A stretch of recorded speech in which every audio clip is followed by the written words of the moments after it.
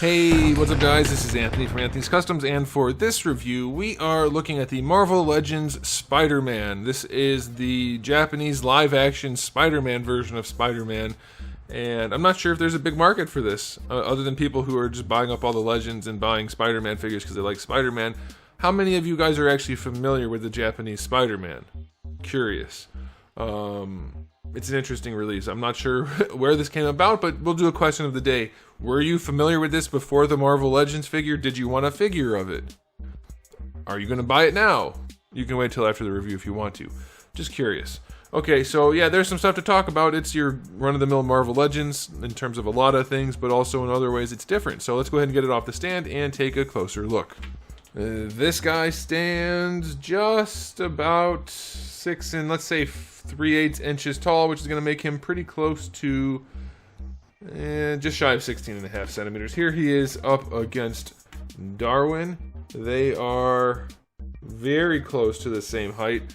Here he is up against a rival collectibles prototype in completely transparent plastic, which I've made posts about if you're curious. Okay, so not especially accurate to the source material in accessories or in finish. Why is he orange? Mine's basically orange. Like, I'm guessing they're all that way because they don't tend to have that much of a difference unless there's a running change going on. But it's orange. It's closer to orange than red. There's way too much yellow going on. And this is all painted, and you can see, maybe you can't, I don't know if you can or not, I can see a big overlap line or some kind of line of dark orange, brighter orange, more saturated orange right down the middle. The paint doesn't match the plastic at all. That's going to be hard for people to see any of the reds, really. Some people have difficulty differentiating, so you may not even notice, but I'm noticing it, and I'm reviewing it, so I have to say it. But it's very orange. Why is it so orange? It's not supposed to be orange. So that's a bummer. Now, before we get into the rest of the review, I do have to talk about today's sponsor, which is Into the AM. Again, they are the graphic t-shirt people. They do sell bunches of other things, but I like their graphic tees the most. You guys have bought a ton of them and told me how much you like them as well, so I'm going to keep doing the sponsorships as long as they'll have me, and they probably think the same thing. So it seems to be a good match, but they do have new stuff, and that's what I wanted to show you today. Here's just a couple of the designs. This is one of them. This is the one I like the most right now. It's got the head thing and then like the maze in the top. I like that a whole bunch. Then here's a couple other new ones. This one's like a cyberpunk city, like a neon city.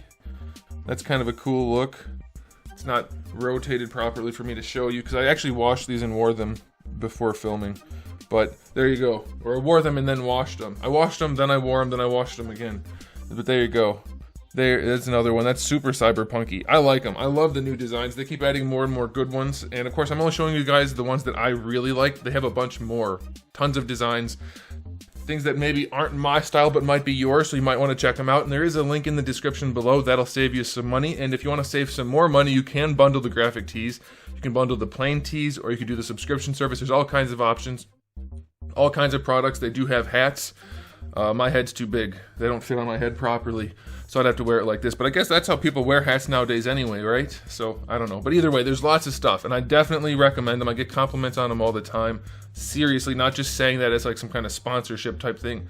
Every time I go out wearing these shirts, there's a good chance I'm going to get a compliment. So most of the times I go out, I should say. But they are the best graphic tees I've ever owned. You'll probably say the same thing if you try them. So go ahead and do it. Link in the description below. Into the AM, the best graphic tees I've ever owned. That should be their slogan. Or you've ever owned should be their slogan. But that's what I say because it's true. The sculpt for the head doesn't really match the source material. It's close. It's okay, I guess. But it's not great. The little doohickey on his wrist is actually probably the best thing about the figure. It's surprisingly well done. They did a good job with that. The line work is as crappy as ever. Like, it doesn't line up anywhere, really. It's not well done. The blue's very shiny. It just looks so cheap. This is painted down here. Doesn't quite match the feet. Yeah, painted hard plastic is almost never going to match very well anyway. Molded soft plastic, so that's not great. He is pinless, so you don't get any of the pins, but the line work on the blue is terrible in most cases. It's just a really lazy figure. It's not great. It's not terrible, but they managed to take what was essentially a guy in cosplay and make it look even more like a guy in cosplay. I don't know what happened, but it looks so not good. Granted, the source material didn't look good either, but it doesn't look good compared to that. It doesn't match that properly, if you ask me. It's passable if you're not familiar with it or don't check it out, but it doesn't look anywhere near even as good as this looks. Colors are way different. We'll get to that. Okay, so aesthetically speaking, 7. It's passable at best. The orange really bothers me, but whatever. As far as accessories go, we get the 2 relaxed hands that are on him in the package. Then you get 2 fist hands. That's okay, except for the fact that for this pose right here that's on the box, that's not really the pose he did in that with that hand, so that's not cool.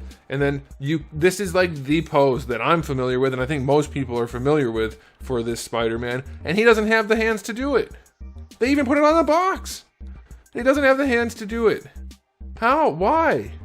Also, look at the difference in the proportioning from that figure to this figure, and the coloring. That red's too blue, this red's too yellow. The eyes are entirely different, the head's different. What the heck? What the heck indeed? What a dopey looking box.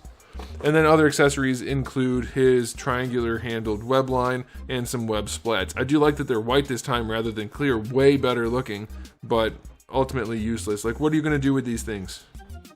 Nothing. He doesn't have a gripping hand even. No gripping hand. Whatever. 2 out of 10 for accessories. Hasbro just doesn't care anymore. They are done. They do not care. Alright. As a company, not the individuals. Again, I have to make that clear because people seem to not understand what I'm talking about. Okay, so let's talk about the articulation. The head, it looks up okay. That's fine. It looks down okay. And you get your rotation. It is not a double ball peg, so you don't get any subtle nuance posing. You just get your basic, run-of-the-mill, very dated articulation. Alright, that rotates just fine. Bringing the shoulder out is no problem.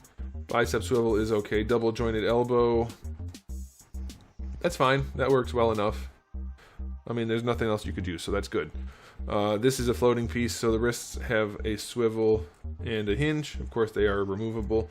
No butterfly joint or anything going on here. It leans back that far. What the heck? Why don't they try? That's what I want to know. They don't try at all.